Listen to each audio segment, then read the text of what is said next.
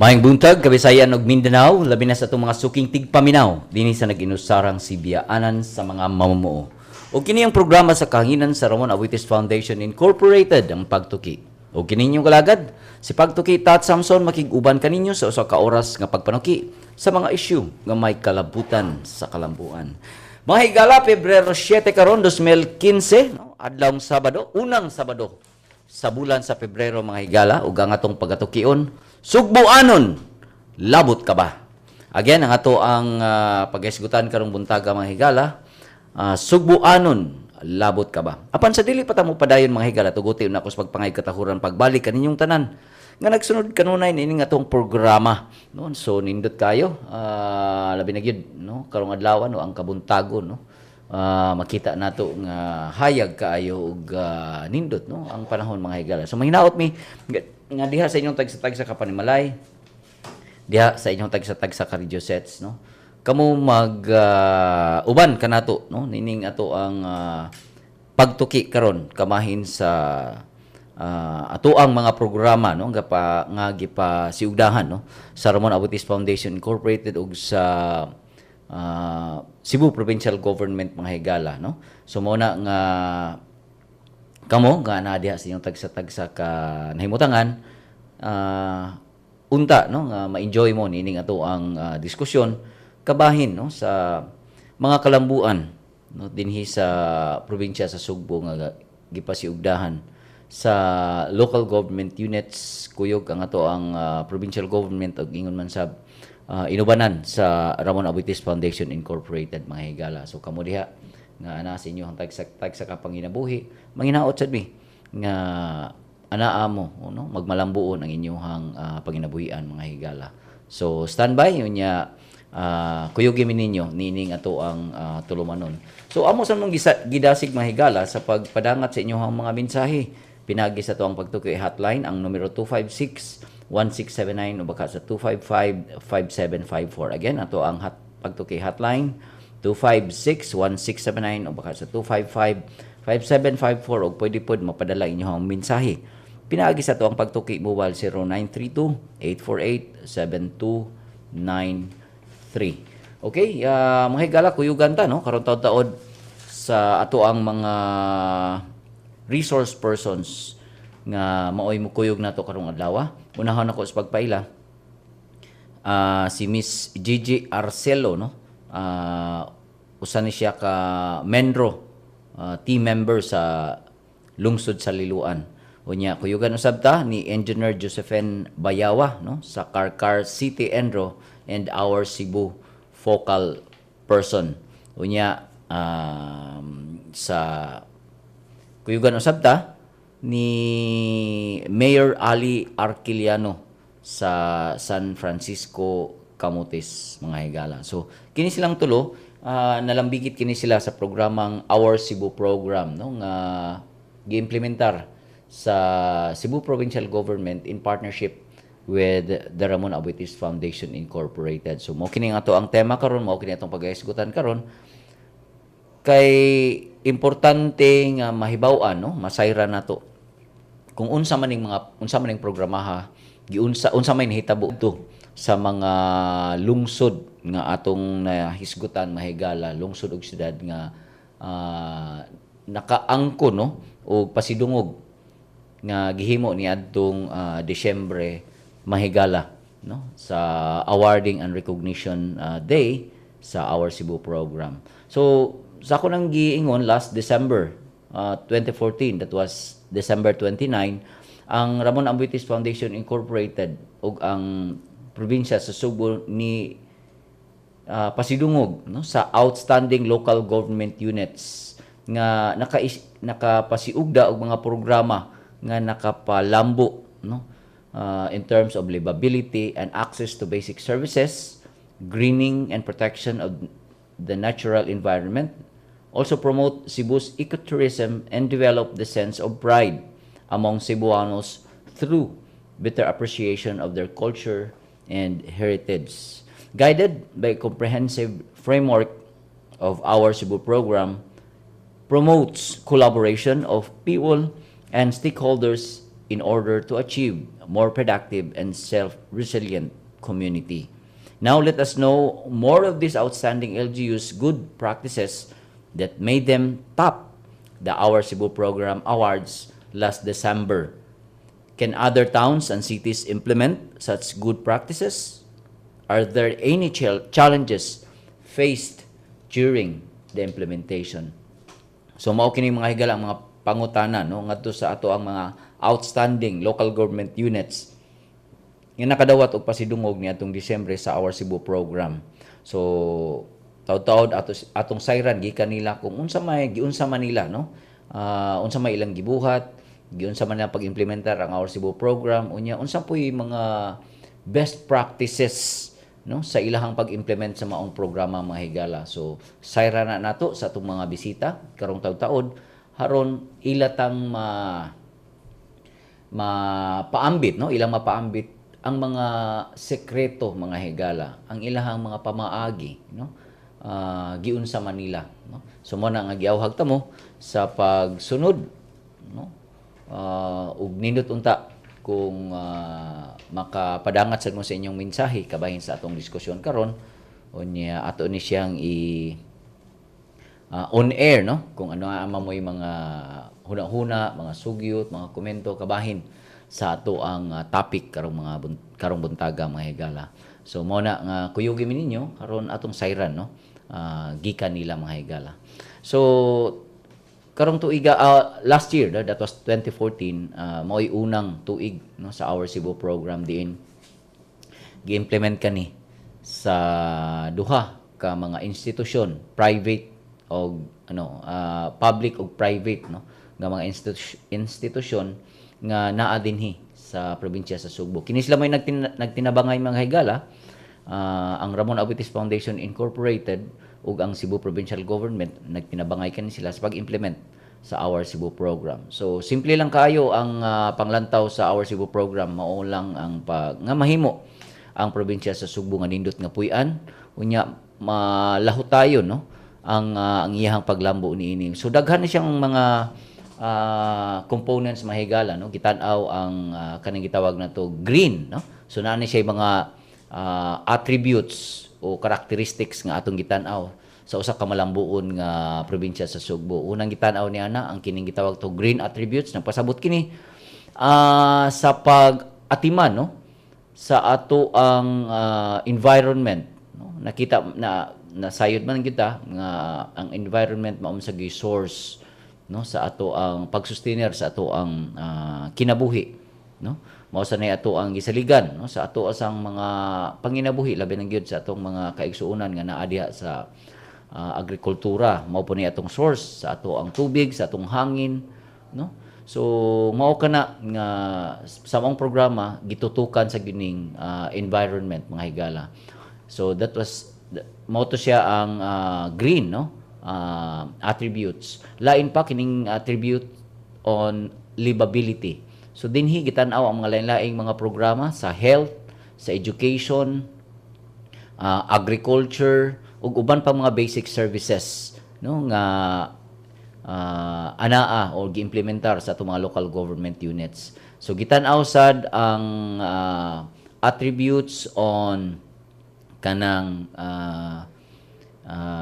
resiliency no kay nasayod man ta nga importante karong panahon no kanang gitawag natog disaster risk reduction management and climate change adaptation. So gitan-aw sana no sa maong programa nga maabagan ang ato mga local government units nga maka-set up no sa pagpangandam panahon sa kalamidad mga higala. Unya gitan-aw sad nato diha ang culture and heritage. So di man nato no malilo nga ang probinsya sa Sugbo rich man yun in terms of culture and heritage. So wala siya nga gitan-aw sana siya mga higala. Gitutukan sana siya nga maong mga programa sa local government units no. Mao kini ang pag-appreciate nato sa mga kultura ug mga karaan no mga kabili nato nga daghan ta dinhi sa probinsya sa Sugbo. Ug ingon man sab ang kining attribute on governance. So sa governance diha nato makit-an no ang mga pamaagi, ang mga structures, mga systems and procedures sa pagdumala no sa usa ka local government unit. So sa maong programa um, gigamit no ang scorecard system haron sa suta sa pag-monitor sa ato ang mga pag-implementar sa maong programa. So ang maong scorecard gigamit siya sa pag-measure no sa performance sa atong mga local government units base no sa katong akong gipanghinganlan nga mga standards and attributes mga higala. Okay, di na to lang nasa linya karon si Ma'am Gigi no sa Gigi Arcilio sa Liloan local government unit. Ma'am Gigi, may buntag? May buntag, Sir Tats, o may buntag sa nagpaminaw sa atong mga suking tigpaminaw. Yes, ma'am. Kumusta man, ma'am? Human no sa pag dawat ninyo sa lungsod sa Liloan niadtong Disyembre 29 sa Our Cebu program. Kumusta man, ma'am? Unsa may gibati no sa mga lungsuranon no labi na gyud sa mga kadagkuan po diha sa lungsod, ma'am. Sir, first nagmalipayon kay mistanan at least na ang among paningkamot, among mga lihok nahatagan gyud og recognition og proud sad kami sa amo ang mga lumulupyo labi na sa mga supportive nga mga municipal officials, sa mga naglaing team nga ni support og naglihok gid ang tanan, sir. Malipayon kami, sir. Og mas na-encourage pa mi nga mas palambuon pa og mas abo pang paningkamutan ang among mga nahimo sa pagkakaros. Very good. Now, ma'am, akong pangutana, unsa may nakapahimo ninyong top performing or outstanding municipality sa Our Cebu program? Sir, ang nakapahimo na mong top, sir, no? Kay ang, of course, number one jud ang among supportive nga mga municipal officials. So, wala sila, ang mga leaders, labi na ni mayor, dili may ani o dili matuman ang tanan namo mga pangandoy. O usa pa sad, sir, naglihok ang among mga team gikan sa municipal team, nami task force sa kanilang gyud nga programa, then naasan mi barangay team. And then of course among giapil ang mga school sa nami school team kay ari maginindot magid nga ari nato sugdon ang pag-inculcate sa atong mga advocacy sa mga bata. Of course, ang atong people's organization or ang atong purok system nga aktibo kaayo nga ni naghimo sa ilang mga bayanihan spirit para matuman ang gi-implement nga programa. Og naasad mi guided sad mi, sir, sa mga program indicators, guided mi nga unsaon pag-implement from sa nagkalain-laing category ug naami mga information and education campaign team, and we also conducted mga periodic program review and assessment sa amo ang task force ug sa team sa munisipyo sa barangay. So mao ni, ma'am, ang inyohang mga gihimo nga mao na mo nga usa sa mga top no kay daghan man gyud no ang mga lungsod ug syudad nga gi-recognize o gitagaan og pasidungog no sa Our Cebu program. Ma'am, unsa may impact ni ini diha sa lungsod, ma'am, sa inyong pagkabutang karon no sa mga kalambuan nga inyong nahimo karon? Unsa may impact ni ini ang maong programa sugod pa? Tungod aning Our Cebu program, sir, it has changed the landscape of Liloan. Mari kag Liloan, sir, daghan na kag nakita nga wala nimo nakita sa una, especially sa highways. And then it has also changed the mindset of its people nga na-widen ilang awareness sa komunidad kung unsay ilang nahimo ug unsa pa jud ilang lain pang mahimo para sa kalikupan, knowing nga kaning tanan namo mga pagpaningkamot para ni sa atong mga kabataan or sa future generation. Pero ma'am, sa pag-implement ninyo ni ini since gani no katong sa una pa nga programa unya karon na Our Cebu program na kanang unsa may mga nasugatan ninyo, ma'am? I know nga dili sayo no dili nga na nakasayon sa pag-implementar sa programa. Unsa may mga nasugatan ninyo nga mga hagit or mga challenges diha sa panahon nga nag-implement mo sa inyong program unya giunsa sad ninyo pag-address?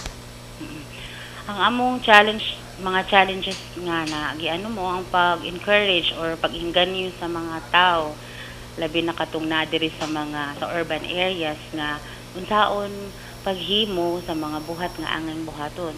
Og ang challenge po namo nga i-meet ang primordial objective sa programa nga mao ang to make Cebu an attractive place to live, play, and do business. And then para sad ang among gihimo nga pamaagi ani sir para ma-cope up niya nga mga challenges mo ang paghimo sa IEC team. Among gisuroy ang nagkadaiyang mga barangay dito sa Bukid, dito sa Lowland para pagpahibaw o pagpahimangno sa atong mga programa ug unsang pay-angay mabuhat sa komunidad parte ni aning mga programa.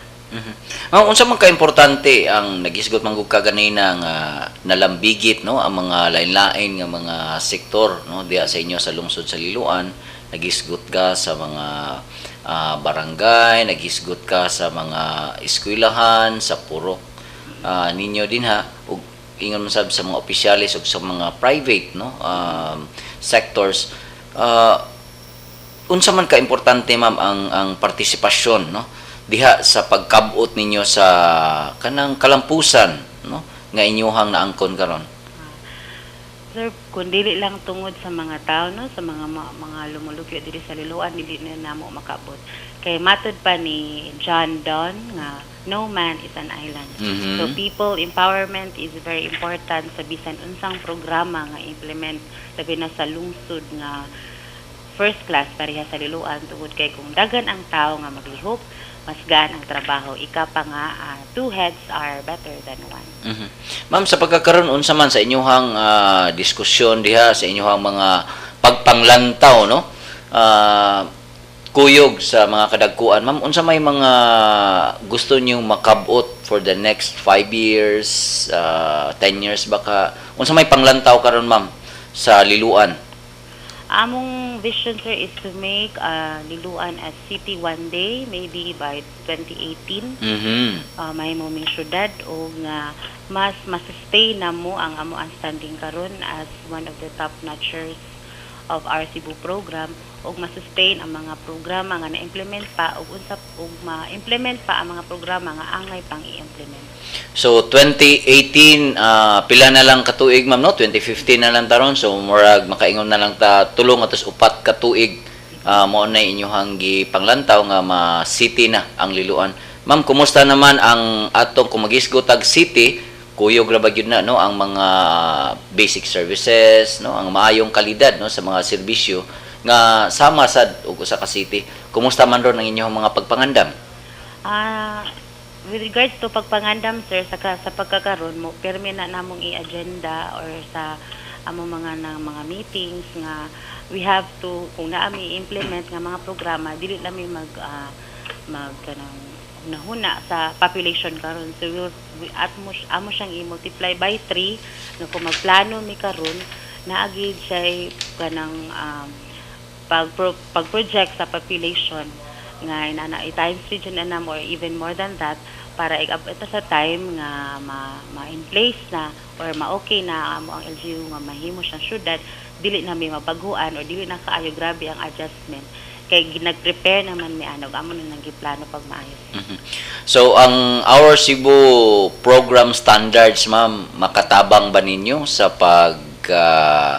himo sa inyong pagpangandam nga mamahimo mong city kay sa ato nang gisgutan kining himo tag city ang standard pod musaka no so ang Our Cebu program standards nakatabang ba ninyo sa paggiya sa paghimo sa inyong pagpangandam o pagkabot by 2018 sa kanang mga mahimo mo nga city? So dako jud kay siya katabang, sir, labi na sa kanang mga LGU no nga naabag-o pa nagsugod or kami okay ra kan adapt naman jud namo. Dako jud kay siya makatabang, sir, kay at least we are guided consistent sa program indicators we naka-apil na po diri tanan, sir, sa environment, ari sa ato ang pagpuyo sa peace and security, sa pag-govern sa mga tao niya, from programs gikan sa labi na sa MSWD ang from womb to tomb, business and enterprise and tourism, and of course ang disaster preparedness. So na diri naka-incorporate tanan nga mga lihok sa matag lungsod o syudad nga dapat nga buhaton para magmaligon ug magmalambo ang maong lungsod. Mhm. Ma'am, sa katapusan unsa may imuhang mga sulti no? Ngadto sa mga tong suking tigpaminaw labi na gyud sa mga kadagkuan baka sa barangay, sa purok, sa lungsod o syudad ug sa imo pong ikasulti sa mga laminaw sa ninyo karon diha nga mga constituents sa lungsod sa Liloan. Firstly, sa pag-implement og mga programa, dapat mag-organize usa og mga tao or mga focal persons nga tahasan sa paghimo sa mga plano subay sa mga indicators sa mga programa. And of course, kung unsay mahimong plano, kinahanglan ipa-implement og buhaton. So what gets planned gets done. So then you will set the plans consistent with the program areas nga ato pong i-incorporate ang people's participation o para atong ma-enhance or atong mapalambuan pagyud ang people empowerment. And then if consistent na ang tanang plano na mga buluhaton, mag-conduct of information and education campaign sa tanang sectors sa lungsod o para para masustener ang kalabuan, dapat na ay follow-ups or periodic program review and assessment para kung naa may problema nga mahiaguman, mahimuan dayon og saktong sulbad. O of course, with regards to attitude, dapat optimistic ang tanang mga tao, ilabi na ang atong mga leaders kay o ang makatong mga nangulo sa lungsod kay dili magluya-luya o hatagan jud nato og saktong serbisyo ang mga lumulupyo. So optimistic ta aning mga paghatag ita public service, dapat we should be optimistic. Ma'am, sa ay kalimot sa kuansad no, mensahe pod nimo alang sa inyong mga constituents diha sa Liloan. Labi na gyud sad sa imong mga kaubanan no. In behalf sa mga kaubanan na mo diri sa lungsod sa Liloan, ni Mayor Doug Pasco, ni Vice Mayor Lucilito Pilapil, sa among SB members, sa mga municipal officials, ang head sa Menro, Mr. Roland Abunyag, ako mga kaubanan sa opisina, mga pasalamat sa mga barangay, sa eskwelahan, labi na sa purok nga aktibo kaayo. Mga pasalamat sa danan ninyong mga kahago, ang atong kakugi na hit na jud. O daghan kay salamat o maghinaot ko nga hangtod karon o gikan karon o hangtod we will hold on together para sa ato ang kalambuan kay kaning tanan para ra gid sa atong mga kabataan ug sa mga mga anak sa atong mga kabataan karon. Ms. JJ, daghang kayong salamat ma'am sa imong mga mensahe ug pagpaambit karong buntaga. Daghan kayong salamat sir ug maayong buntag sa tanan. So may galang mao kato si Ma'am Gigi no, Arcilio sa lungsod sa Liloan. Mupadayon ta mga higala, human lamang ning pipila ka mga mensahe ug dugang kasayuran. Kahibaw ba mo nga adunay Little Marikina ang Subo? Kitawag ang syudad sa Karkar isip Little Marikina of the Visayas tungod sa malumbuon niining industriya sa sapatos. Diin ang kalidad dili usab magpalupig sa ubang brand. Kini si Pagtuki Roxanne naghatod ng mga gagmayng kaalam. Maayong buntag, aniya ang mga pinakauhing kalihukan o panghitabo sa Ramon Aboitiz Foundation Incorporated. Nausab ang kinabuhi sa usa ka nanay tungod sa usa ka proyekto sa Ramon Aboitiz Foundation Incorporated kun Rafi nga gitukod ni adto pang 1990. Si Maria Mora Desamparado, lumad ka taga Barangay Atop-Atop, lungsod sa Bantayan, ug Vice Presidente karon sa Barangay Atop-Atop Farmers, Fishermen, Housewives Multipurpose Cooperative nga gitukod sa Rafi sa tuig 1990. Matod ni Desamparado nga tungod sa maong proyekto, nahigmata sila sa mga butang nga angay nilang buhaton sa ilang isikataw. Dugang pa niya nga adunay mga higayon nga makita gayud niya nga mawagtangan uga na mga miyembro sa kooperatiba sa pagtambong sa ilang mga pulong-pulong apan wa niya kini panumbalinga hinuon iya panggidasik ang tanan aron mas mulambo pang ilang sistema sa tubig. Tungod sa pagpaningkamot ni Desamparado, milambo ang water system sa ilang barangay ug nahiabot pa sa mga kasigbit na lugar niini. Timaan sa kakugi nga iyang gipakita lakip man sa iyang mga kauban kapin katos ng miyembro sa maong kooperatiba. Sa pagkakaroon, busy si Desamparado isip usa ka miyembro sa programa sa Rafi Microfinance, pagmaneho sa iyang poultry nga negosyo o pagpananom o ultanon sa iyang mahan. Suma pa ni Desamparado ang pagtabang niya sa mga nangihanglan usa sa mga kabilin niya nga to sa iyang mga anak. Ug mao kini ang nahitabo karong simanaha sa Ramon Aboitiz Foundation Incorporated. Kini si Pagtuki Chrisley, maayong buntag. Usa ka ba kananay nga adunay negosyo o ganahan nga mas mapalambo pa kini? Apil na sa microfinance nga programa sa Ramon Aboitiz Foundation Incorporated kon Rafi ug pahimusli ang iyang gitanya ga production loan, savings ug microinsurance. Alang sa dugang kasayuran tawag sa 414-9996. Mahimo sab mo tax sa 09285593-858. Rafi Microfinance ang inyong kaabag sa responsableng patigayon alang sa kalambuan. Okay, balik ta. Eduardo J. Aboitiz Cancer Center kon EJAC sa programa po sa Ramon Aboitiz Foundation Incorporated naglihok sa sayong pagmatikod sa cancer alang sa dugang kasayuran tawag sa 254-6351.